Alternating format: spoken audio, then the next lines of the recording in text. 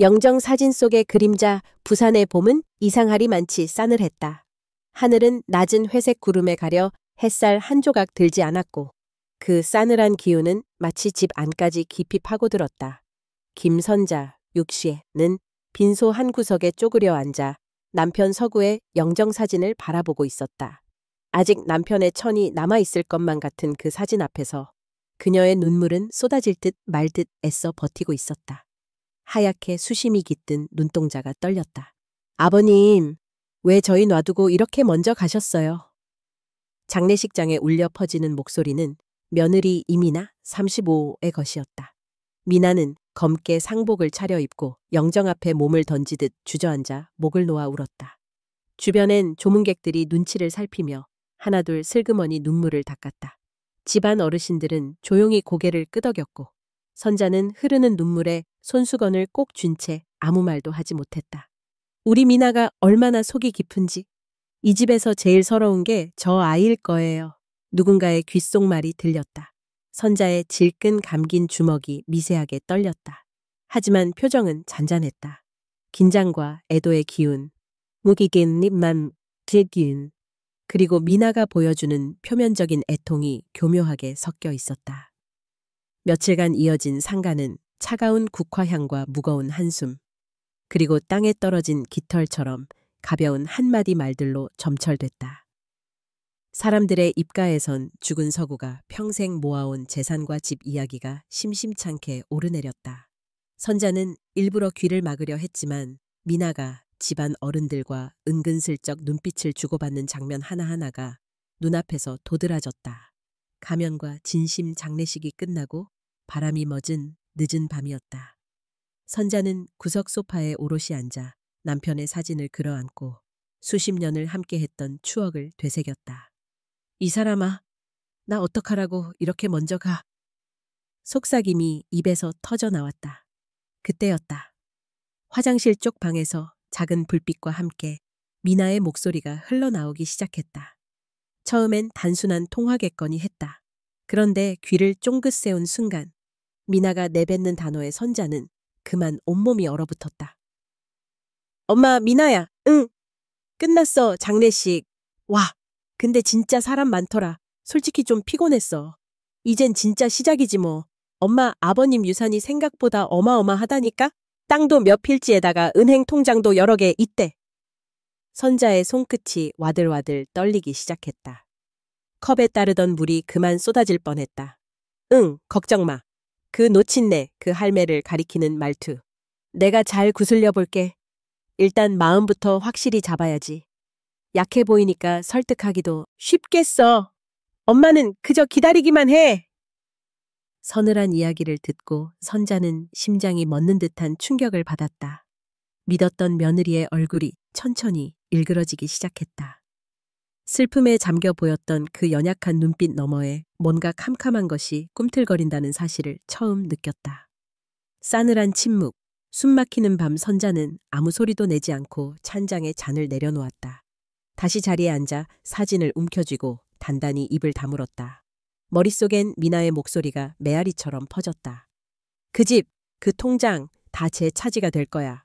그토록 다정해 보였던 며느리가 사실은 자신의 슬픔마저 철저히 계산의 무기로 삼고 있었다는 사실이 너무나도 쓰라렸다. 오랜 시간 믿고 의지했던 가족에게서조차 등 돌린 듯한 외로움에 선자는 조용히 흐느꼈다. 좀 뒤에 미나가 방문을 살짝 열고 나왔다. 얼굴에는 또다시 깊은 슬픔이 묻어 있었다. 어머님, 아직도 주무시지 않고 괜찮으세요? 그냥 잠이 안 와서. 선자의 목소리에는 냉기가 섞여 있었다. 미나는 아랑곳하지 않고 슬쩍 옆에 앉았다. 저도요, 아버님 생각에. 미나가 살쩍 선자의 손을 잡았다. 따뜻하게 내려앉는 손길이 순간적으로 소름 끼치게 느껴졌다. 미나의 목소리가 속삭였다. 어머님, 힘내세요. 앞으로 저희가 더 잘 모실게요. 아버님이 남겨둔 것들 혹시 어디에 두셨는지 아세요? 통장이라든지 서류 같은 거. 선자는 단호히 손을 뿌리쳤다. 유산 얘기는 나중에 해도 늦지 않아. 지금은 아무 생각도 하고 싶지 않다. 미나는 고개를 푹 숙여 보이더니 돌아서자마자 표정에 실망과 조급함이 스쳐갔다. 어두운 복도에 그 그림자가 짙게 드리웠다. 점점 드러나는 어두운 속내 며칠 후 집안은 싸늘한 긴장으로 가득 찼다. 남편의 공간은 여전히 그대로였지만 식탁과 복도, 거실 곳곳에는 미나의 불만과 눈치가 파도처럼 일렁겼다. 미나는 날카롭게 선자를 노려보았다. 어머님, 아무래도 요즘 세법이 까다로워서 미리 대비하자고 말씀드린 건데요. 혼자 결정하다가 혹시 실수하시기라도 하면 가족 모두 곤란하지 않을까요? 내가 알아서 할 일이니 걱정 말거라. 걱정이 아니라 다 같이 논의하는 게 맞지 않나요? 미나의 목소리는 나날이 딱딱해졌고 선자는 더 이상 참고만 있지 않았다. 미나야, 내 속셈이 뻔히 보인다. 내 남편 장례식 아직 향도 꺼지지 않았는데 벌써 유산 타령이냐. 미나는 이를 악물고 속삭였다. 이 집이 누구 덕분에 이렇게 남아있는 줄 아세요? 저 없이는 아무것도 못하는 줄 알았는데 이제는 제 목 받아야죠. 두 사람 사이에 불길 같은 적이가 번졌다. 선자의 얼굴에는 슬픔 대신 분노와 결기가 타올랐다. 결심 그리고 다짐 그날 밤 선자는 남편의 영정 사진을 다시 한번 끌어안았다. 여태까지의 상실과 슬픔, 배신감이 파도처럼 몰려왔다. 내가 이렇게 당하고만 있을 것 같으냐? 사진 속 남편이 미소 짓고 있었다. 착하고 너그러운 그 눈빛이 선자에게 마지막 용기를 불어넣는다. 여보, 내가 꼭 이 집을, 우리의 삶을 지켜낼게. 미나 따위에게 모든 걸 빼앗기지는 않을 거야. 당신을 위해서라도. 눈물이 볼을 적시고 그 물기 속에 강렬한 결심이 번졌다. 뜨거운 침묵의 시작, 창밖으로 노을이 고요하게 지고 있었다. 부산의 밤바람이 창문을 스칠 때 선자는 속삭였다. 이 집, 이 삶, 절대로 빼앗기지 않을 거야. 어떤 수를 써서라도 마지막까지. 그 순간부터 그녀의 표정이 완전히 변했다. 나약한 미망인이 아니라 모든 걸 잃었기에 더 이상 두려울 게 없는 사자의 눈빛으로 변했다. 슬픔이라는 가면을 벗다 장례식이 끝난 지 불과 이틀. 부산 집안엔 깊은 정적이 흘렀다. 김선자는 무거운 발걸음으로 부엌에 들어섰다. 부엌문을 열자 묵은 장맛과 쌀뜨물 내음이 뒤섞여 자연스럽게 집안의 역사를 상기시켰다. 남편이 생전에 남긴 그릇, 젓가락 하나하나가 이제는 선자에게 버릴 수는 없는 유산처럼 느껴졌다. 식탁엔 가족들이 모였다. 작은 상 위에 검은 옷차림의 세 사람이 조용히 앉아 있었다. 정호 34, 그리고 그의 아내 미나, 모두 얼굴에 피곤이 가득했다. 쨍한 봄 햇살이 창을 타고 들어와 마치 그들의 감정에 새까만 그림자를 드리웠다. 어머님, 오늘은 쉬셔도 되는데 이렇게 상을 차리셨어요. 미나가 상냥한 목소리로 말을 건넸다. 이 집은 내가 아직도 지키고 있다. 제대로 장례를 치른 아침엔 이렇게 밥상부터 차려야 마음이 놓여. 선자가 단호하게 말했다. 정호는 잠깐 머뭇거리다 입을 열었다. 미나랑 같이 이야기한 게 있는데 어머니, 아버지 유산 정리는 언제쯤 하실 생각이세요?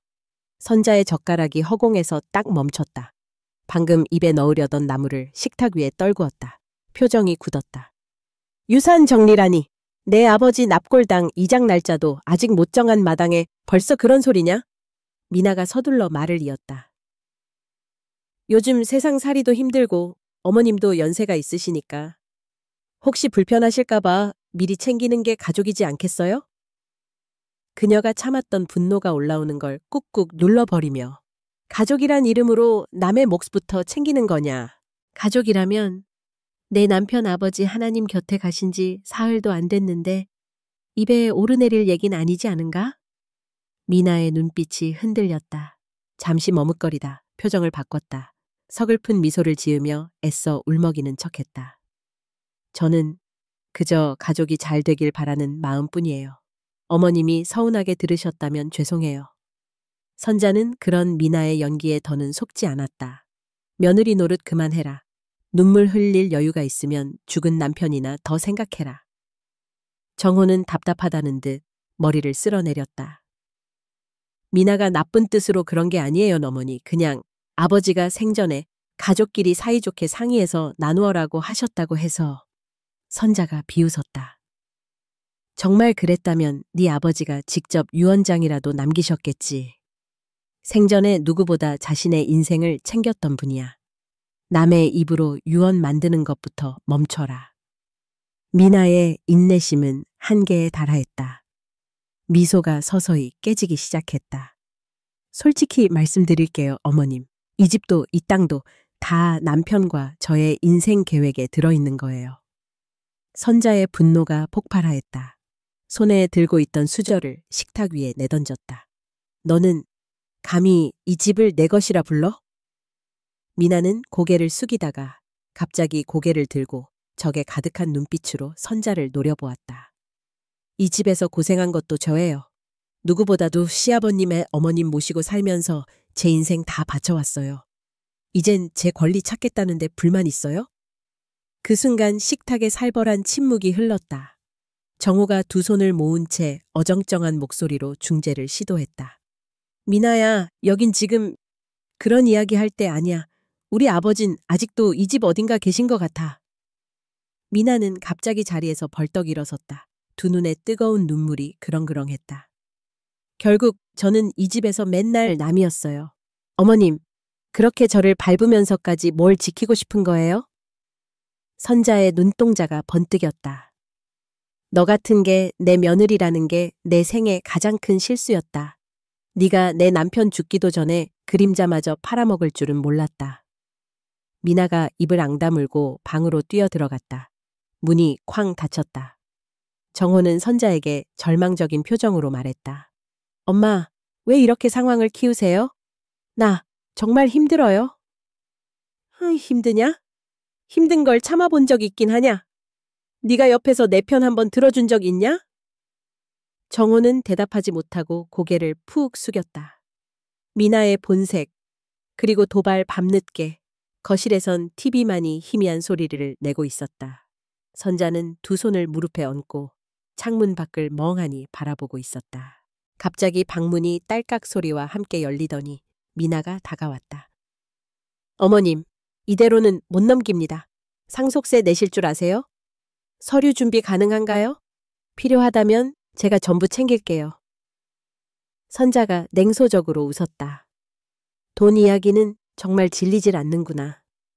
그 물욕이 너를 좀먹고 있는 건 몰라? 미나는 고개를 확 쳐들었다. 제 인생 전부 희생해서 여기까지 온 거예요. 어머님도 언젠가 늙잖아요. 이젠 좀 놓아줄 때도 됐잖아요. 놓아주라고? 내가 결국 이 집을 네 손에 쥐어주고 길바닥에 나앉길 바란 거냐? 미나의 목소리가 강해졌다. 적어도 저한텐 선택권이 있어야죠. 죽은 분을 팔아 인생 유지하는 사람이 누군데요? 선자는 벌떡 일어섰다. 이 집 팔아버릴 거다. 네 손에 넘어가는 꼴은 절대 못 본다. 순간 미나의 얼굴이 하얗게 질렸다. 지금 미쳤어요? 그렇게 따지면 저도 내 몫 한 푼도 못 놓아요. 그래, 법대로 가자. 네가 잃을 게 더 많을걸. 미나는 이를 악물고 거실을 뛰쳐나가며 소리를 질렀다. 두고 봐요. 정말 끝까지 갈 거니까. 얼어붙는 가족, 고통스러운 밤 선자는 아무 말 없이 주저앉았다. 가슴이 미어질 듯 아파왔다. 생각보다 빠르고 날카롭게 무너지는 가족이 비참했다. 무거운 침묵 속에서 남편이 살아있을 땐 상상도 못하던 저주와 의심, 이기심이 거실엔 가득 쌓여 있었다. 내가 뭘 그렇게 잘못했나? 아니, 내 며느리 복이 이다지도 없나? 눈물 한 줄기, 두 줄기 흘러내렸다. 그러다 문득 그녀는 이를 악물었고 눈빛을 굳혔다. 이대로 끝낼 수는 없어. 내 남편의 평생을 저 돈 타령하는 것들에게 넘겨줄 순 없다. 그리고 순간 선자는 결심했다. 내가 다 가졌으니 내 것도 놓아주라는 그 말 두고 봐라, 미나.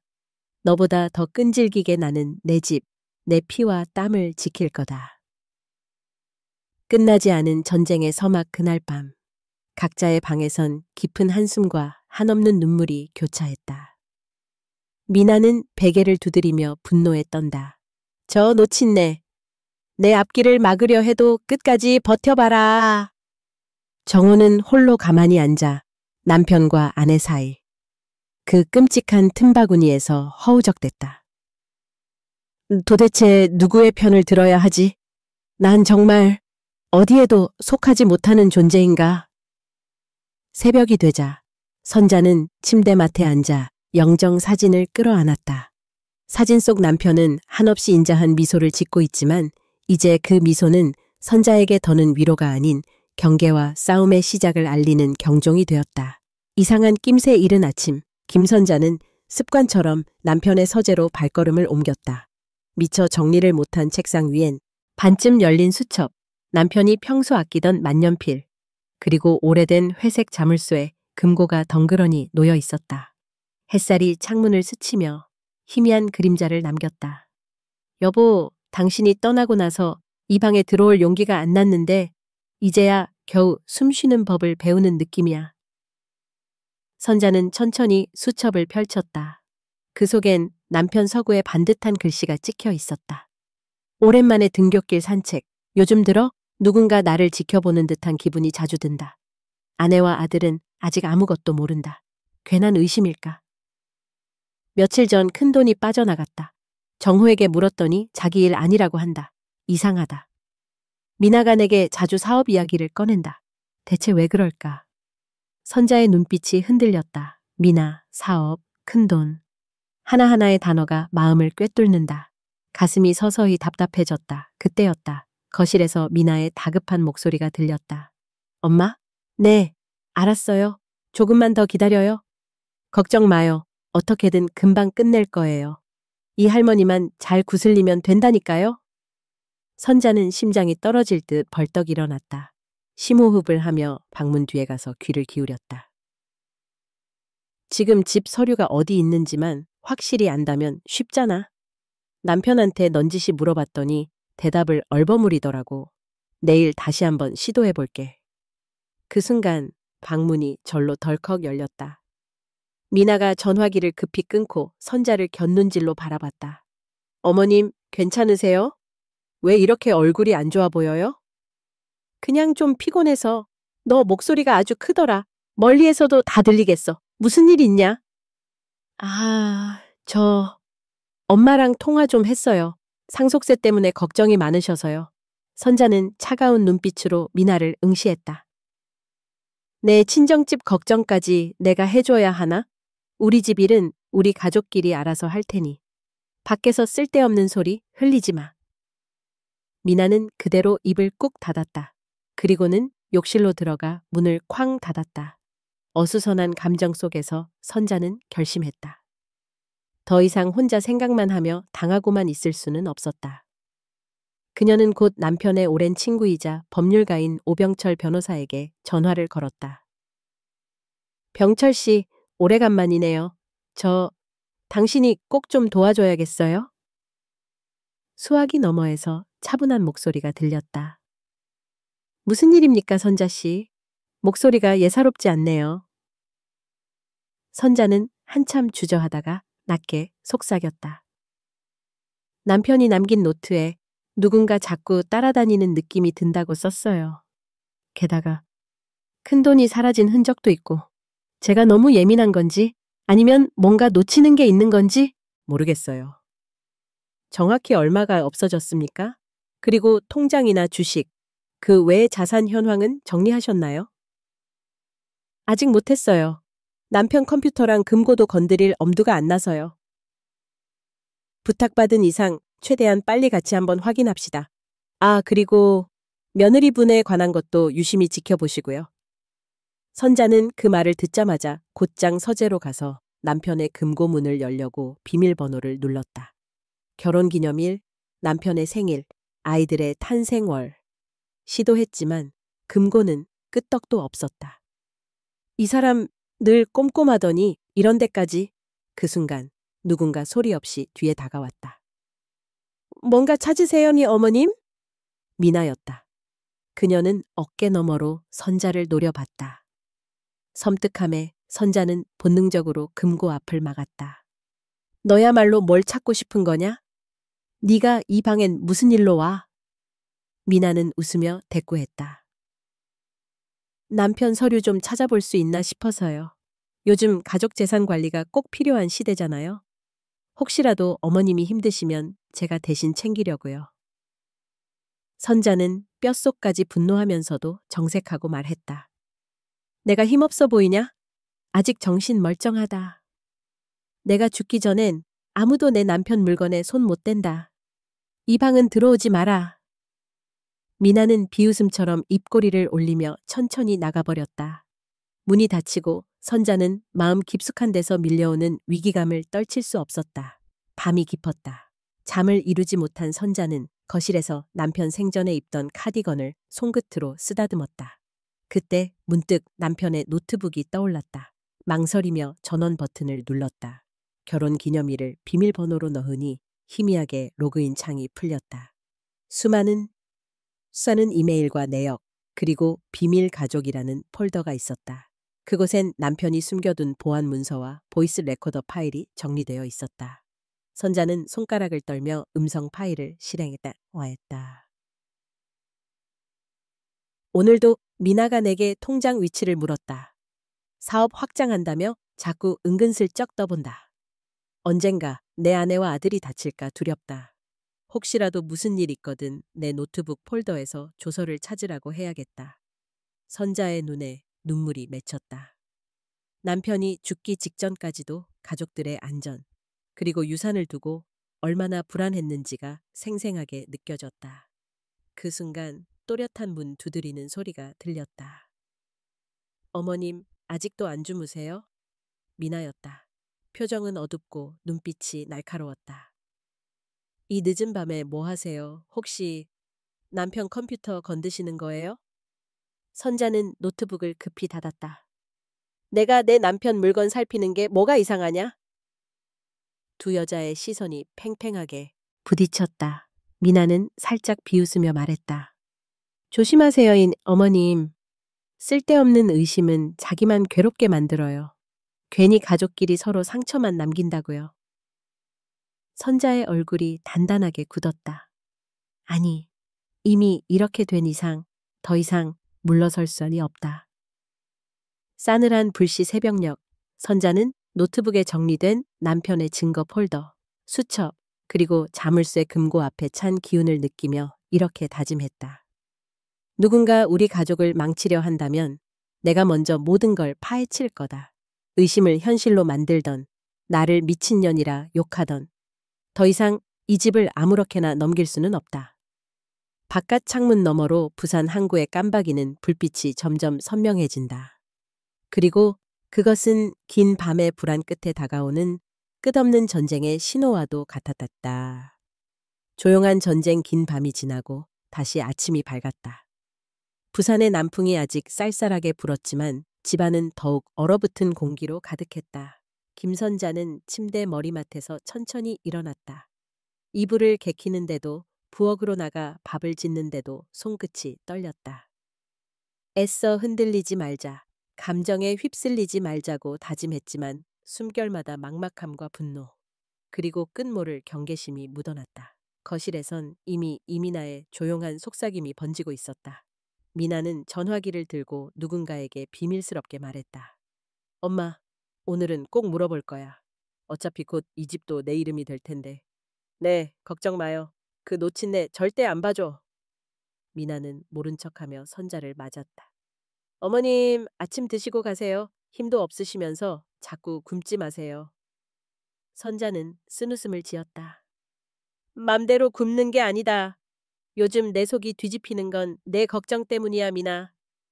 미나의 손에 쥐어진 숟가락이 딸깍 소리를 냈다. 잠깐 고개를 숙였지만 이내 태연하게 물었다. 제가 뭐 잘못했어요? 저는 어머님 건강 챙긴다는 뜻밖에 없는데요. 선자는 헛웃음을 터뜨렸다. 네가 이 집 걱정하는 척 할수록 내 등골이 더 서늘하다. 나한테 무슨 속셈인지 몇 날 밤을 새워도 모르겠다. 이때 정호가 방에서 나온다. 유령처럼 창백한 얼굴로 가족을 번갈아 쳐다본다. 또 시작이야? 제발 그만 좀 해. 네가 엄마라면 네 아버지 떠난 지 얼마 올라 됐다고 벌써 유산, 서류? 이딴 얘기를 듣고 가만히 있을 수 있겠냐? 미나가 머리를 흔들며 정호에게 속삭인다. 당신이 엄마 설득 좀 해봐. 언제까지 구석에 쥐고 있을 거야? 아무리 그래도 미나야, 기다려야지. 지금은 그런 말 할 때가 아니야. 미나의 눈빛이 번뜩인다. 너까지 내 적이야? 정호는 한숨을 내쉬고 선자는 쏘아보듯 두 사람을 바라본다. 서로의 뒤를 쫓는 그림자 오전 내내 집에는 세 사람의 시선과 발걸음이 엇갈렸다. 선자가 서류 봉투를 챙겨 안방으로 들고 들어가면 미나는 화장실 가는 척하며 문틈으로 내용을 기웃거린다. 정호는 혼자 차를 마시며 창밖에 시선을 고정한다. 세 사람 모두 자기 마음속에 문을 닫아 걸었다. 점심 무렵 선자는 몰래 오병철 변호사에게 전화를 걸었다. 오늘 저녁에 한번 들러주셔요. 말로만 못 풀겠어요. 네, 선자 씨. 절대 미나 씨에겐 티내지 마시고 조용히 계세요. 제가 조심해서 올게요. 전화를 끊자마자 미나가 방 안으로 들어선다. 누구한테 전화하셨어요? 네가 알 필요 없는 사람이다. 노인정 친구 중 하나야. 미나는 불신 가득한 표정으로 선자를 바라보다가 아무 말 없이 나간다. 선자는 침착하게 문을 걸어 잠그고 비밀 서류함을 다시 확인한다. 남편의 통장, 부동산 등기, 보험 서류, 하나하나 꼼꼼히 숫자를 세보고 주머니 깊숙한 곳에 감춰둔다. 이걸 내 손에 넘겨줄 수는 없다, 미나. 마침내 첫 공개 충돌 해가 저물고 오 변호사가 조용히 방문을 두드린다. 선자는 미나 몰래 그를 부엌 뒤편 구석방으로 안내한다. 병철 씨, 내가 정신없이 굴고 있는 거 아니지? 아직 내 감이 살아있긴 한 거지? 선자 씨, 남편분 계좌에서 빠져나간 돈 흐름이 이상해요. 미나 씨, 친구 명의로 계좌 이체가 반복됐어요. 이거 절대 우연 아닙니다. 선자의 얼굴이 일그러진다. 도대체 얘가 평생 내 옆에서 보여준 웃음이며 존경이 전부 거짓이었나? 선자 씨, 감정에 휘둘리시면 졌다고 다들 생각합니다. 절대 얼굴로 싸우지 마시고 자료는 제가 모을 테니 최대한 덤덤한 척하세요. 그 순간 미나가 문 앞에서 다급하게 문을 열고 들어온다. 어머님, 무슨 얘기하세요? 변호사님은 또 왜 집에 오신 거예요? 오 변호사는 위장을 하고 대답한다. 노인정 위임장 때문에 들렀어요. 조용히 하세요. 하지만 미나의 표정이 순식간에 욕설과 증오로 바뀐다. 집안일에 변호사까지 끌어들이겠다는 거예요? 설마 어머님 저를 쫓아낼 생각이세요? 선자도 더는 참지 않는다. 네가 내 집을 넘보니 나는 내 집, 내 식구를 지키는 게 당연하지 않나? 너야말로 언제부터 네 집인 양설치더냐? 미나가 소리친다. 그럼 우리 둘이 여기서 끝을 보죠. 당신만 장부 숨기는 줄 알아요, 어머님. 법대로 갈 생각하고 계시죠? 저도 각오했어요. 그래, 법대로 하자. 당장 내일 네가 빼돌린 내 남편 돈 내역부터 경찰서에 제출한다. 정호가 소란에 놀라 달려온다. 뭐야? 지금 뭐 하는 거예요? 두 여자는 서로를 잡아먹을 듯 노려보고 오 변호사는 분노와 씁쓸함이 뒤섞인 눈빛으로 상황을 지켜본다. 몰래 시작된 기타전 이날 밤 이후 집안은 침묵 속 전쟁터가 되었다. 선자는 서류와 귀금속, 남편 자료들을 집 곳곳에 숨긴다. 미나는 카메라를 사 몰래 거실에 설치하고 선자가 무슨 행동을 하는지 감시한다. 정호는 차마 아무 편도 못 들고 불안에 떠는 존재가 되어간다. 어느 날 밤 늦게 미나가 선자 방 앞에 몰래 다가온다. 어머님, 진짜 너무하세요. 당신도 늙었으니 이제 좀 내려놓으세요. 제가 진짜 못할 것 같으세요? 애써 네가 지친 척 해봐야 소용없다. 네가 진짜 노리는 게 뭔지 안다. 고집 부려봤자 결과는 하나뿐이에요. 어차피 저는 다 뺏어올 테니까. 뺏으라 그랬지. 한번 해봐. 정정당당하게 맞서줄 테니. 미나는 참지 못하고 손톱이 부러지도록 벽을 긁는다. 진짜 끝까지 가보자고요. 조용한 전쟁의 끝을 향해 새벽녘, 선자는 남편의 영정사진 앞에서 속삭인다. 여보, 나 너무 지친다. 하지만 절대 굽히지 않을게. 우리 인생, 우리 집, 저 애한테 빼앗길 수 없어.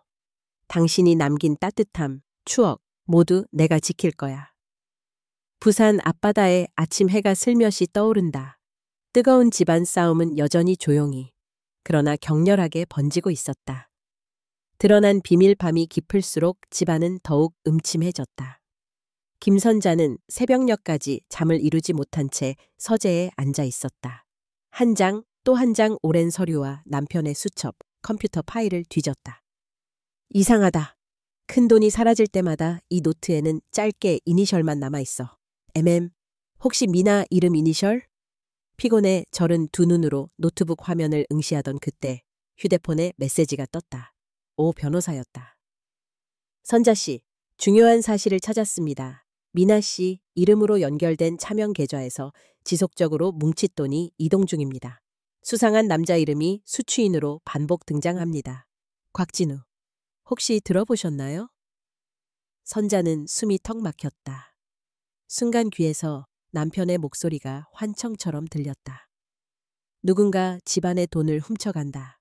가족 안에 도둑이 있다. 손이 덜덜 떨렸다. 마치 집안의 벽까지 흔들리는 것 같았다. 오전, 해가 들기 시작하자 곧바로 오 변호사를 집으로 불렀다. 선자는 차분히 진우와 미나 두 이름이 적힌 증빙 자료를 건넸다. 확실해요, 선자 씨. 계속 이 계좌로 걸리는 자금 흐름이 미나 씨를 거쳐 곽진우라는 남성에게 들어가고 있습니다. 제가 조회한 바로는 그 남자 미나 씨의 대학 후배라고 나오네요. 그럴 리가... 아니, 그럴 수도 있겠네요. 요즘 따라 집에서 미나가 자꾸 누구와 문자를 주고받더라고요. 전엔 안 그러던 아이였어요. 오, 변호사는 조심스럽게 말했다.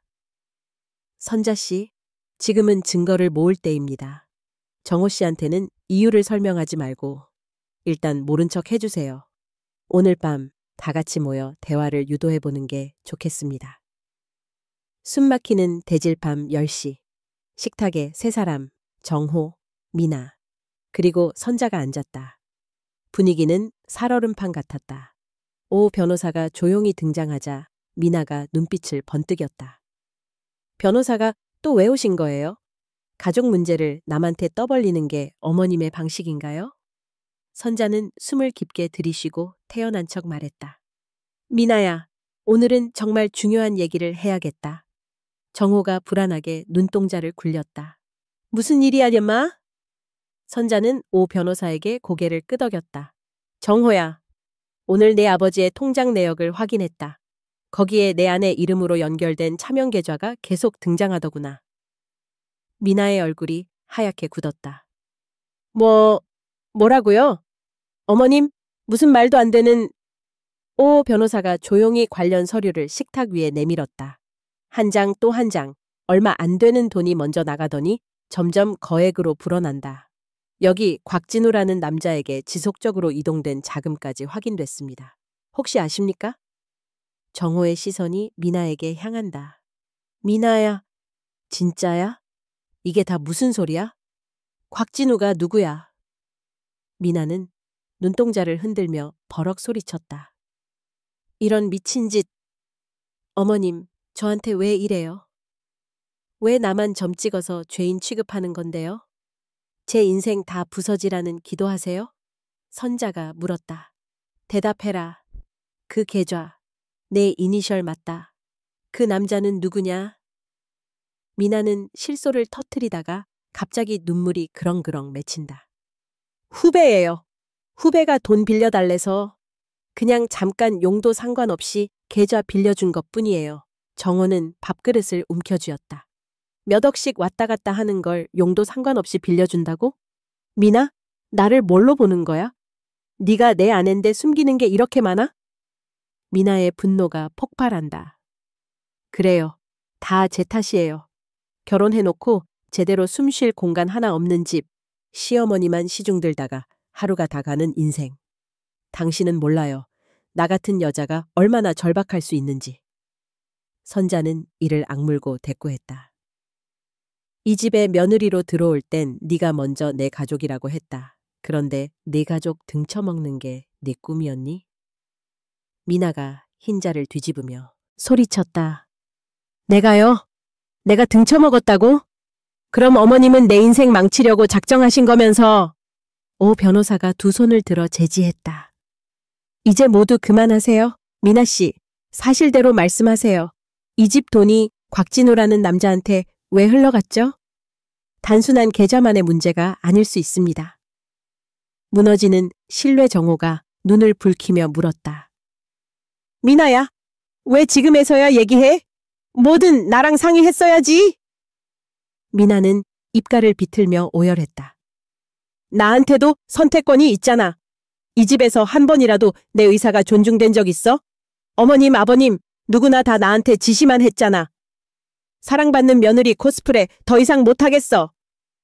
선자가 침착하게 말했다. 네가 당당하면 휴대폰이며 이메일이며 모두 내놔라. 경찰이 오든 변호사가 뒤지든 검증하면 되지 않냐? 미나는 잠깐 주저하다가 눈동자의 증오와 두려움이 뒤섞인 표정으로 말했다. 원해요? 다 원하는 대로 해요. 대신 그 후엔 절대 나 찾지 말아요. 당신들도 이제 내 가족 아니니까. 갑자기 미나는 곳간 쪽으로 달려가 무언가 하려다가 정호가 뛰어올라 붙잡았다. 이제 그만해, 미나. 제발 다 끝내자, 우리. 미나는 엉엉 울며 선자의 가슴팍을 밀쳐낸다. 선자의 손에서 남편의 수첩이 바닥에 떨어진다. 책상 위 냉정한 증거들이 널브러진 가운데 세 가족은 서로 등진 채 침묵 속에 빠졌다. 그 침묵엔 더할 나위 없는 고통, 그리고 연민과 분노, 절망이 뒤엉켜 있었다. 파국의 예고밤이 완전히 깊어졌다. 선자는 방으로 들어와 영정사진을 껴안았다. 여보, 내가 뭘 더 감당해야 하지? 이 지옥 같은 집에 내 딸 같은 아이가 칼이 되어 돌아올 줄 몰랐어. 하지만 결코 포기하지 않을 거야. 미나는 한숨과 오열 끝에 텅 빈 침대 위에서 두 주먹을 쥔다. 당신들이 날 악녀로 몰아서 이길 수 있다고 생각해? 절대 끝까지 가줄 테니까. 정호는 소파에 앉아 고개를 들지 못한다. 가족이란 게 대체 뭐야? 사랑이란 게, 믿음이란 게 남아있긴 한 걸까? 남편 등 뒤에 범죄 이른 아침, 선자는 여느 때처럼 집안 이곳저곳을 청소하며 남편이 남긴 흔적을 더듬었다. 쓰레기통에서 발견된 낡은 약봉투, 뜯겨진 편지 조각, 그리고 무심코 열어본 농약통, 모든 것이 불안한 예감으로 이어졌다. 이 집에 무언가 터뜨릴 만한 불씨가 아직 남아있다. 지난밤의 진실 공방 이후 선자의 집착은 더 깊어졌다. 그녀는 변호사 오병철에게 전화를 걸었다. 병철 씨, 이번엔 진짜 확실히 밝혀야겠어요. 미나가 단순히 돈만 노린 게 아니라 뭔가 더 어두운 게 있어요. 남편 약물, 약봉투, 그리고 이상한 지출까지 모두 기록해 두었어요. 오병철은 단호히 말했다. 제가 아는 사설 탐정과 연결해 드릴게요. 미나 씨의 행적과 연락처, 최근 만난 사람까지 꼭 알아내야 합니다. 형사들이 움직이기 전에 증거는 확실히 잡아둬야 하니까요. 며칠 후 탐정의 보고서가 도착했다. 의뢰인 며느리 이미나, 최근 일주일간 반복적으로 노포동 외진 카페 출입, 곽진우 남, 30대 초중반, 통장 거래 있는 인물과 빈번히 단독 미팅, 사진 첨부. 선자는 보고서를 읽으며 얼굴이 일그러졌다. 남편의 죽음을 이용해 뭔가 더 해먹으려고? 그뿐만이 아니구나. 은밀한 추적 드러나는 실체 오병철과 선자는 함께 사진을 확대해 보았다. 여기요, 병철 씨. 저 사람이 곽진우라는 남자죠? 이 눈빛, 저런 대화를 미나가 남편 몰래 나눈다고요? 게다가 저 농약, 약국에서 미나가 산 거래요. 오병철이 심각하게 고개를 끄덕였다. 사모님, 이제 남편의 죽음이 자연사가 아니라면 그 책임을 반드시 물을 수 있을 것 같습니다. 경찰에 자료를 넘길 준비하셔야겠습니다. 그 순간 거실 문이 덜컥 열렸고 미나가 고압적으로 쏘아붙였다. 어머님, 이번엔 또 누구랑 짜고 저를 미행시켰어요? 그 정도면 사생활 침해 아닌가요? 선자는 구겨진 사진을 미나 얼굴 앞에 내밀었다. 이게 네가 떳떳하게 사는 모습이냐? 네가 만난 저 남자, 그리고 집안 돈까지 도대체 무슨 짓을 벌이고 있는 거냐? 미나가 명치 끝에서 끓어오르는 분노의 이를 악물고 말했다. 그래요, 만났어요. 근데 그게 그렇게까지 죄가 돼요?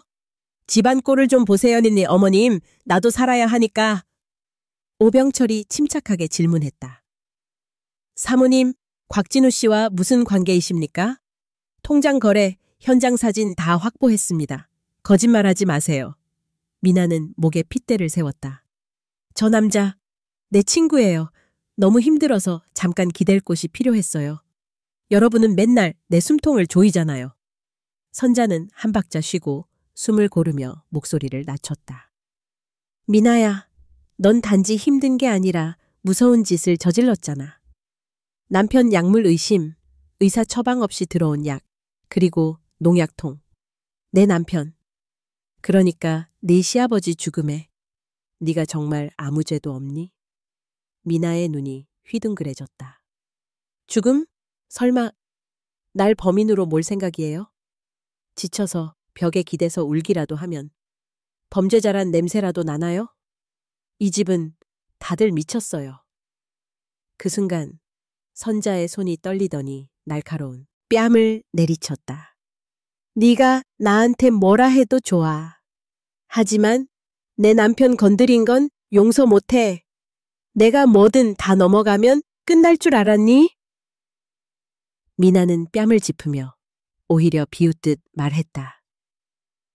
이 집에서 시어머니 말이 법이라더니 이제 내 목까지 날리려고 덤비네? 폭력과 광기, 마지막 경계선 다음 순간 미나가 눈을 번뜩이며 달려들어 선자의 팔을 거칠게 움켜잡고 목을 졸랐다. 당신이 뭘 할 수 있는데 다 내 탓이래. 다 내 잘못이래. 내가 이렇게까지 당해야 해? 선자가 버둥거리며 힘겹게 소리쳤다. 놔! 이게 네 정체였어? 사람으로 살고 싶으면 지금이라도 진실 말해. 2번 다시 내 집 넘보지 마. 정호가 소란에 달려왔다. 문이 세차게 열리며 소리쳤다. 이게 무슨 짓이야? 미나야, 엄마한테 왜 이래? 그만해! 두 사람의 거친 몸싸움에 규탄과 절규가 뒤섞였다. 정호는 가까스로 선자를 떼어냈다. 선자는 쓰러진 채 거칠게 숨을 내쉬었고 미나는 바닥에 주저앉아 헐떡였다. 다 당신 탓이야. 내 인생 이 지경 만든 것도 이렇게 죄인 만든 것도 내 존재는 늘 남의 희생양이야. 정호가 울먹이며 미나를 부여잡았다. 이게 가족이야? 미나야. 우린 어디서부터 잘못된 거야? 제발 진실만이라도 말해줘. 엄마, 더 이상 우리 이러면 안 돼.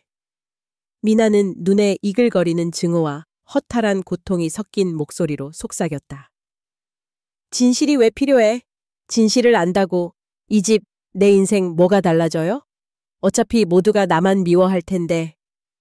절망과 각성, 새로운 결의 선자는 비틀거리는 몸으로 남편 사진 앞에 무릎 꿇으며 중얼거렸다. 여보, 이제 정말 끝장내야겠어.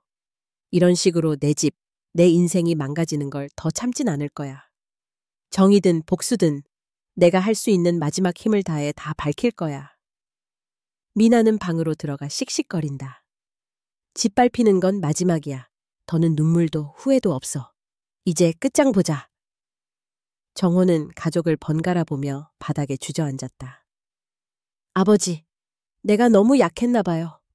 우리 가족이 이렇게 무너지는 거 한 번도 상상 못했어요. 밤이 깊다. 그러나 집안의 전쟁은 이제 시작이었다. 증오와 눈물 속에 선자는 더욱 냉정한 표정으로 내일의 싸움을 준비한다.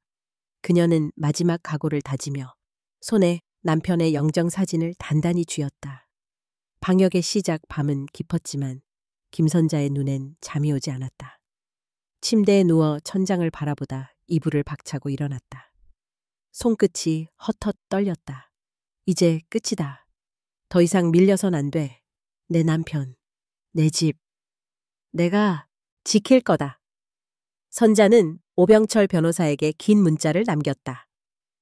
모은 자료 다 정리했습니다. 경찰 및 관공서 접수 준비해 주세요.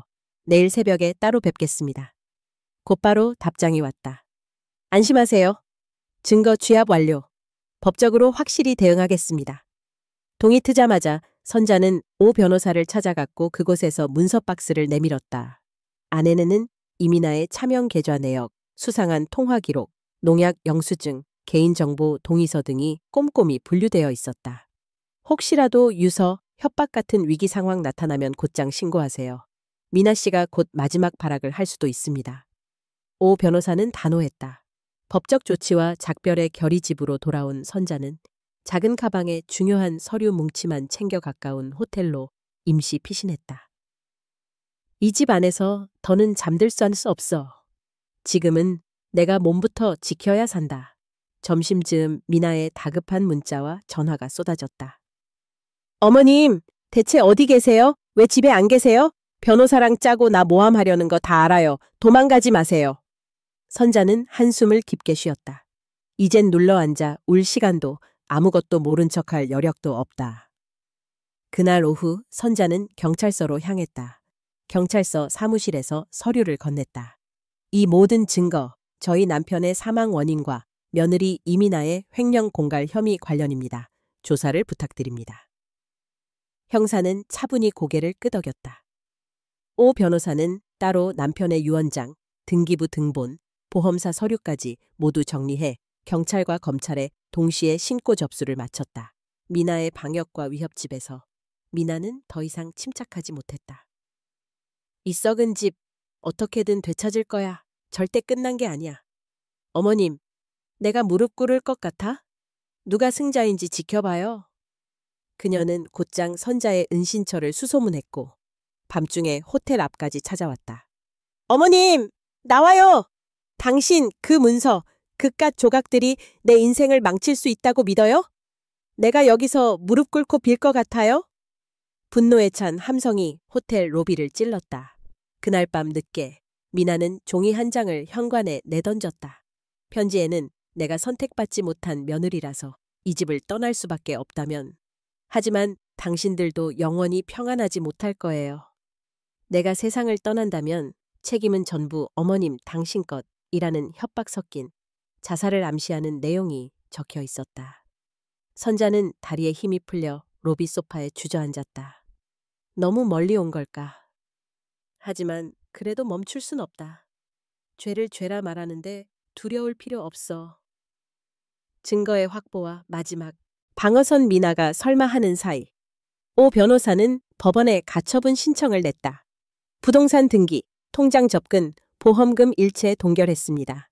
미나 씨가 아무리 발악해도 저희가 가진 증거력 앞에선 꼼짝 못합니다. 혹시 접근 금지 신청도 원하시면 바로 할 수 있습니다. 선자는 똑바로 앞을 바라봤다. 이젠 나도 도망치거나 피해자 흉내내지 않을래요. 경찰의 결과 나오기 전까지 내 의지로 집을 지킬 거예요. 그날 저녁 미나가 집안에 소란을 일으킨다는 연락을 들었다. 선자는 경찰과 함께 집으로 들어간다. 집안은 이미 난장판이었다. 책장은 쓰러져 있고 거실 바닥에는 갈기갈기 찢긴 증거, 서류 복사본과 미나의 울부짖음이 뒤섞였다. 더러워, 더러워. 너희가 도대체 내 인생에서 뭘 빼앗았는지 알아? 어차피 누구도 내 말을 안 믿겠지. 한번 끝까지 당해봐. 미나가 마지막으로 내뱉은 이 말에 선자는 차갑고 단호하게 대답했다. 네가 벌인 모든 짓, 네가 품은 악에 다 세상 앞에 드러나게 할 거야. 나는 더 이상 두렵지 않아. 가족의 잔해 위에서 정호는 이 참극 속에서 그저 어깨를 떨었다. 엄마, 미나. 여러분은 왜 이렇게 되었어요? 이제 아무도 믿을 순 없는 거예요? 선자는 잠시 아들의 손을 붙잡았다. 정호야, 가끔은 모든 게 망가져야 새로 시작할 수 있다. 내가 네 엄마라서 끝까지 이 집을, 네 아버지의 이름을 지켜야만 했단다. 정호는 서럽게 무너졌다. 저도 죄가 있어요. 외면한 죄, 방관한 죄, 두 분 다 너무 힘들지 않길 빌었을 뿐이었어요. 방역의 종지부, 새로운 결심밤이 깊었다. 선자는 호텔방 창밖으로 부산의 바닷바람을 느끼며 생각했다. 이제 정말 끝이구나. 긴 어둠의 터널을 헤매던 시간, 미움의 파도, 의심의 나날들. 하지만 나는 잃지 않았다. 내 진심, 내 기억을 지켰고 그게 내 남편에 대한 마지막 약속이었다. 한편 미나는 혼자 외딴 방에 짐을 싸며 분한 듯 웅걸거렸다. 세상이 날 밀어내도 난 절대로 무너지지 않아. 그들이 이겼다고 착각할 때 진짜 승부는 다시 시작되는 거야. 정의와 어둠 부산의 늦가을, 시린 안개 속에서 김선자는 법원으로 향했다. 굳은 표정, 단정한 옷매무새, 빛 바랜 손엔 남편의 수첩과 서류가 들려 있었다. 재판정 앞 복도 커다란 문을 앞에 두고 선자는 마음 깊은 곳에 울림을 다잡았다. 이젠 피할 선이 없다. 남들 앞에서 내 상처와 분노, 그리고 우리 가족의 모든 어둠을 드러내야 해. 법정 안은 이미 찬 기운과 수군거림으로 가득 찼다. 검은 정장을 입은 이민아, 창백한 얼굴의 정호, 그리고 증인석에 선 오 변호사까지. 누군가는 자신을 숨기고 누군가는 끝내기 위해 이 자리에 섰다는 사실만이 또렷했다. 대치의 시간, 거짓과 진실의 공방 재판이 시작되자마자 미나는 눈물로 법정을 압도한다. 저는 시어머니에게 하루도 편할 날이 없었습니다. 시아버지를 간호한 것도 이 집 그늘에서 견딘 것도 다 저였는데 그리고선 저를 모함하고 있습니다. 선자는 차분하게 시선을 들었다. 판사님, 딱 한 가지를 말씀드리고 싶습니다. 내 아들은 평생 한 번도 거짓말을 한 일이 없습니다. 하지만 내 며느리는 남편의 죽음 전후 행동에서 이상이 드러났고 여러 차례 재산을 빼돌렸으며 심지어 범죄 혐의자와 금전 거래를 은폐했습니다. 양측 변호사가 번갈아 증인 신문을 했다. 미나 측은 온갖 피해 코스프레 증언과 가짜 눈물로 유리한 분위기를 만들려 했다. 제가 무슨 힘이 있어요? 시어머니가 다 해놓고 이제와 날 죄인으로 모는 거잖아요? 선자는 감정에 휩쓸리지 않고 서류와 녹음 자료, 사진까지 하나하나 제출했다. 미나는 그 증거가 공개될 때마다 숨 막히는 듯 손에 땀을 쥐었다. 그때 방청석에서 웅성거림이 일었다. 결정적 증거, 양심의 파편 오 변호사가 조용히 USB를 꺼내 재판부에 제출했다. 이 녹음 파일과 일기, 그리고 감정 내역은 모두 고인이 남긴 중요한 단서입니다. 남편 서서구는 사망 직전까지 반복적으로 깊은 불안과 외부 위협을 호소했고 사망 전 한 달간 아드님의 아내 이민아 씨의 통장에서는 다수의 거액이 곽진우에게 흘러갔습니다. USB 재생 버튼이 눌리자 생생한 남편의 목소리가 법정을 울렸다. 누군가 날 지켜본다. 미나가 집안 돈을 빼돌리고 있다. 아내가 알게 된다면 내 마지막 부탁이다. 가족을 지켜달라. 정호의 표정이 무너졌다. 그는 손으로 얼굴을 감싸며 울먹였다. 미나는 눈을 치켜떴다. 그걸 다 믿어요? 죽은 사람 말이면 무조건 진실이 되나요? 미나의 최후의 항변 그리고 붕괴 법정은 감정과 증오로 한층 더 뜨겁게 달아올랐다. 미나는 차마 참고 있다 끝내 분노를 터뜨렸다. 그래요. 나도 힘들었어요. 아무도 내 맘을 몰랐어요. 아버님 돌아가시고 나서 이 집의 온갖 의심과 경계, 멸시를 견디다 보니 나도 내 것이 필요했어요. 판사가 냉정하게 질문했다. 이민아 피고인 곽진우 씨와의 관계는? 그리고 집안 자금의 사용처에 대해 명확히 답변하시기 바랍니다. 미나의 목소리가 떨렸다. 곽진우는 제 친구였습니다. 제겐 가족 대신 믿을 만한 단 한 사람이었어요. 처음엔 돈도 조금 빌려줬는데 점점 커졌어요. 그 과정에서 솔직히 집안 돈을 건드렸습니다. 하지만 남편을 아버님을 해칠 생각은 없었어요. 순간 법정의 공기가 얼어붙었다. 선자가 힘겹게 말을 이었다. 정말 그랬니? 끝까지 후회도 반성도 없는 거야? 미나는 울먹이며 소리쳤다. 모두 당신들 탓이에요. 다들 나만 희생양으로 만들었으니까. 그래요. 내가 다 안고 가요. 하지만 나만 죄인인 척 하지 마세요.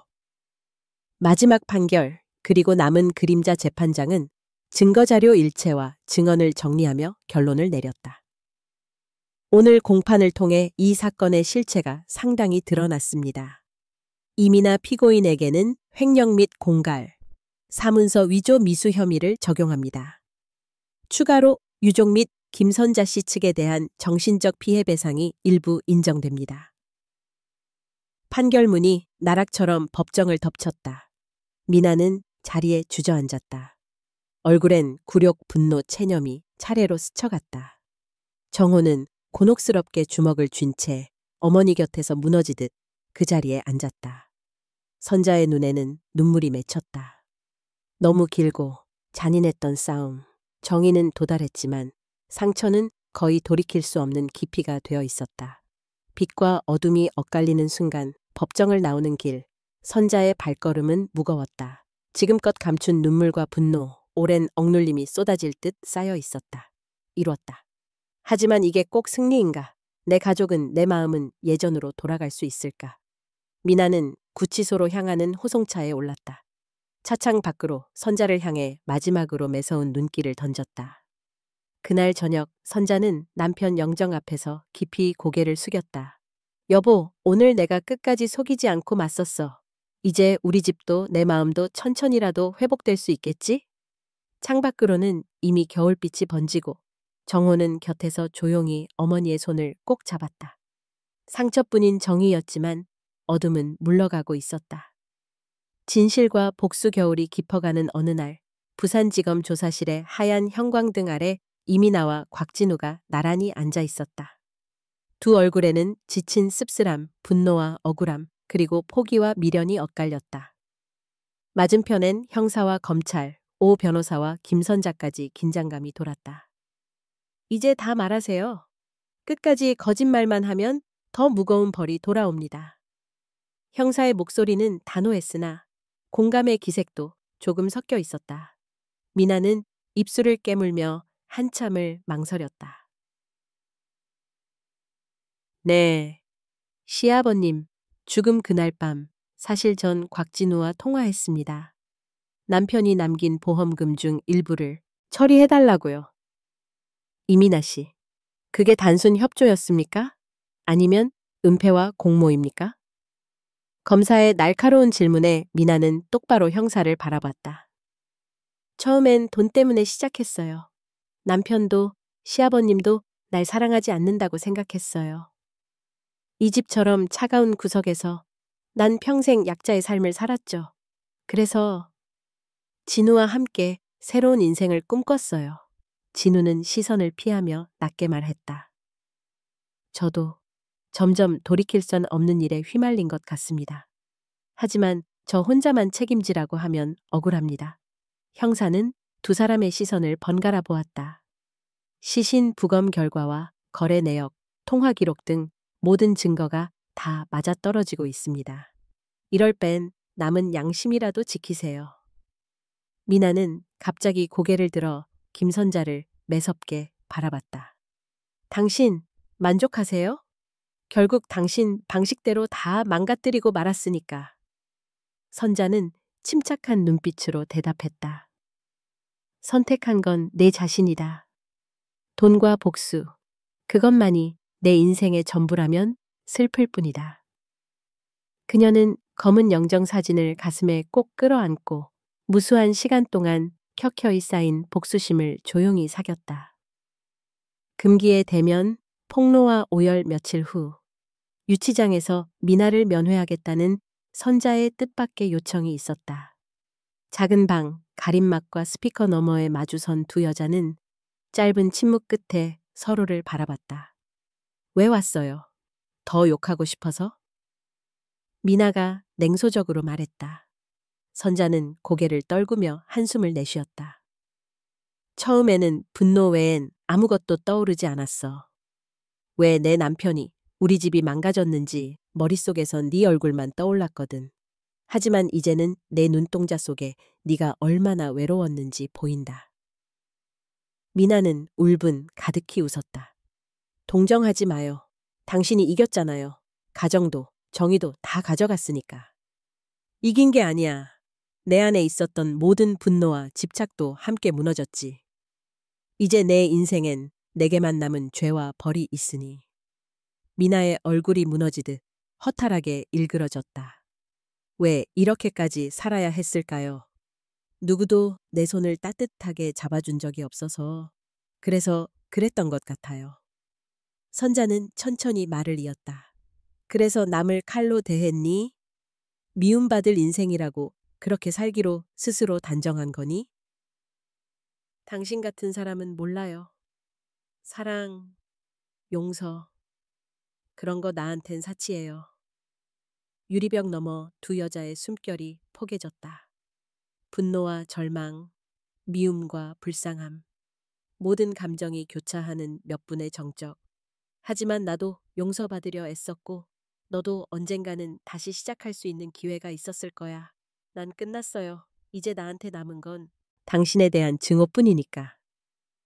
판결, 그리고 냉랭한 복수의 끝 며칠 뒤 부산 법정, 마지막 선고가 내려졌다. 재판장은 차분하게 판결을 읽었다. 이미나 피고인은 사기, 횡령, 상해치사죄 등으로 유죄가 선고되었습니다. 또한 곽진우 피고인 역시 공모 및 자금 세탁죄가 인정됩니다. 각각 법이 정한 바에 따라 징역형을 선고합니다. 미나는 아무런 표정 없이 판결문을 들었지만 두 손은 미세하게 떨렸다. 정호는 끝내 법정에 나타나지 못했다. 그 모든 상처와 증오, 참혹한 진실 앞에 아직 설 용기가 없었다. 선자는 판결을 지켜보며 영정사진을 조용히 감쌌다. 이 복수의 끝에 남은 건 아픔뿐. 누가 승자인가 묻는다면 아무도 아니야. 법정문을 나서던 미나는 마지막으로 선자를 돌아봤다. 당신, 마지막에 꼭 기억해요. 내가 이렇게 된 데엔 당신 몫도 있다는 거. 하지만 선자는 고개를 끄덕이지 않았다. 그대로 하늘을 우러른 채 겨울 하늘빛 아래 고집스럽게 걸어갔다. 파멸을 딛고 새로운 시작을 향해 법정 밖에 서 있던 오 변호사가 다가왔다. 이제 다 지나갔습니다. 힘드셨지요? 선자는 한참을 침묵하다 천천히 대답했다. 진실이 드러나도 남는 게 허망함이라는 걸 처음으로 알겠어요. 하지만 그래도 이 모든 슬픔을 겪고 결국 내 인생도 다시 걸어야죠. 오 변호사는 위로의 손길을 내밀었다. 가장 억울한 이는 어쩌면 선생님의 남편 그리고 본인이었을지도 모릅니다. 하지만 너무 자책하지 마세요. 진실엔 언제나 상처가 따르니까요. 선자는 고개를 끄덕였다. 감사합니다. 이제는 슬픔과 복수심이 아니라 남은 시간만큼은 용서와 평온으로 살아가려 해요. 부산의 차가운 겨울바람이 그의 어깨를 살짝 감싸 안았다. 그래, 복수와 진실의 끝에 남는 건 결국 살아가는 나 자신뿐. 어둠 너머에서 맞이하는 자유 봄바람이 불기 시작한 부산. 다시금 평온을 되찾은 작은 바닷가 마을. 햇살이 창가로 부드럽게 스며드는 어느 아침. 김선자는 새로 사귄 친구들과 노인복지회관에 모여 있었다. 고즈넉한 분위기 속에서 서로의 삶을 나누고 손끝으로 다육이 화분을 꾸미며 웃음 짓는 모습이 정말 오래간만이었다. 선자 씨, 춤 연습 오늘도 같이 가요? 찬란한 은발의 친구가 물었다. 선자는 빙그레 웃으며 대답했다. 그럼요. 오늘은 내가 제일 먼저 시작할 거예요. 지난 1년 선자의 삶은 완전히 달라졌다. 한때 절망과 증오, 분노와 외로움으로 가득 찼던 시간들이 이제는 멀고 어슴푸레한 그림자에 불과했다. 가슴 속에는 아직 완전히 사라지지 않은 상처가 남아 있었지만 선자는 새로운 일상 안에서 천천히 자신의 삶을 회복해 나가고 있었다. 일상의 회복, 그리고 잔잔한 성장 무릎이 쑤실 때면 남편의 영정 사진을 꺼내놓고 사라진 온기 대신 그를 추억했다. 여보, 오늘은 잘 지내고 있어요. 이제 당신 걱정 안 해도 돼요. 나 정말 잘 살아가고 있어요. 복지관의 춤 교실에서 그녀는 처음으로 아리랑 곡에 맞춰 전통춤을 따라했다. 뻣뻣했던 어깨와 손짓이 어느덧 자연스러워지며 남편과 함께 했던 추억, 그리고 아들과의 오해와 상처도 춤 사위마다 조금씩 녹아내렸다. 아, 선생님! 선자 씨가 오늘은 정말 제일 멋져요. 춤 선생님이 유쾌하게 웃으며 박수를 쳐주었고 선자의 두 볼에도 따스한 홍조가 감돌았다. 얼마 후 복지관 마당 구석에서 정성껏 가꾼 다육이 화분에 분홍색 작은 꽃이 피었다. 선자는 그 꽃을 바라보며 속삭였다. 고맙구나. 내가 희망을 포기하지 않은 덕에 다시 이렇게 아름다운 것을 만날 수 있구나. 가족의 화해와 새 출발 늦은 오후, 선자는 바닷가에서 산책을 하다 오랜만에 아들 정호를 만났다. 정호는 멀리서 먼저 어머니를 발견하고 약간 머뭇거리며 다가왔다. 엄마, 오랜만이죠? 조심스레 내민 아들의 손에는 라일락 한 송이가 들려 있었다. 선자는 미소 지으며 그 라일락을 받아들었다. 그래, 이렇게 봄이 오고 또 네가 나를 찾아왔으니 무슨 할 말 있니? 정호는 잠시 망설인 끝에 솔직하게 털어놓았다. 엄마, 미안해요. 그동안 엄마 마음 너무 몰랐던 것 같아요. 미나와의 일, 아버지의 죽음, 우리 가족이 이렇게까지 멀어질지 몰랐어요. 선자는 아들의 손을 천천히 어루만졌다. 넌 아직 내 아들이야. 사랑받을 자격도 용서받을 자격도 있단다. 우리 모두 실수하고 때로는 너무 늦게 깨달을 때도 있지만 인생이란 원래 그런 거야. 정호는 눈시울을 붉혔다. 엄마, 앞으로는 엄마 곁에 더 자주 올게요. 그리고 미나에 대해서도 언젠가 진짜로 용서할 수 있는 날이 오길 바래요. 선자는 고개를 끄덕이며 따뜻하게 아들을 품에 안았다. 우리에겐 내일이 있잖니. 상처뿐인 과거를 지고 살아가기보다는 서로를 이해하고 보듬으며 당당하게 살아가자꾸나. 정호는 바닷바람에 눈물이 맺힌 채 어머니 품에서 마치 어린아이처럼 울었다. 선자의 입술에서 작은, 그러나 확실한 위로가 흘러나왔다. 자유, 그리고 잔잔한 평온 해질녘, 선자는 남편의 영정 사진을 들고 바닷가 언덕에 서 있었다. 밤하늘은 노을로 붉게 물들고 잔잔한 파도 소리와 갈매기 울음이 어우러졌다. 영정 사진을 가슴에 끌어안은 채 선자는 속삭였다. 여보, 나 정말 용기 내서 여기까지 왔어. 무너진 줄만 알았던 내 마음도, 나에 대한 믿음도 다 회복됐어. 당신이 나에게 남겨준 진짜 선물은 아무것도 아닌 것처럼 보였던 살아갈 힘이었던 것 같아. 그녀는 천천히 영정 사진을 높이 들어 석양을 향해 고개를 들었다. 떠나는 사람과 남은 사람, 모든 슬픔과 용서, 그리고 길고도 긴 겨울 같은 밤이 모두 한 번의 미소, 한 번의 눈빛으로 다 녹아내리는 순간이었다. 지금 이 순간 난 정말 자유로워. 이제 어둠 뒤에 남은 삶은 내 것이야. 마침내 삶의 빛 복지관으로 돌아온 선자는 친구들에게 둘러싸여 웃음을 터뜨렸다. 누군가 말했다. 선자 씨 얼굴이 달라졌어요. 평화로워 보여요. 선자는 고개를 끄덕였다. 이제야 알 것 같아요. 진짜 자유란 누군가를 용서하고 내 자신마저도 이해하는 것에서 시작된다는 걸. 그녀의 등 뒤로는 밝고 따스한 봄 햇살이 흘렀고 선자의 걸음마다 새로운 시작이 환하게 번지고 있었다.